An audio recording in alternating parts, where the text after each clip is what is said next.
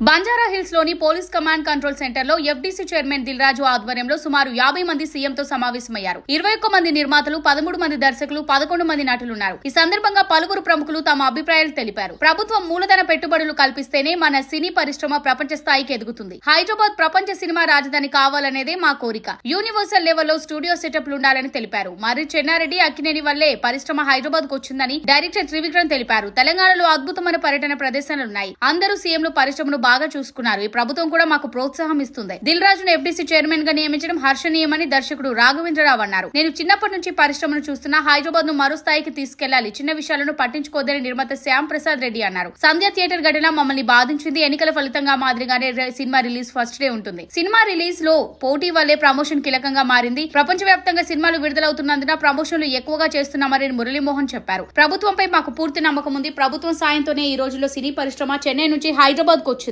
Netflix, Amazon సహా అన్ని ఏజెన్సీలకు Hyderabad care of గా ఉండాలి. అదే మా కళ అని నిర్మాత దగ్గుబాటి సురేష్ బాబు వివరించారు.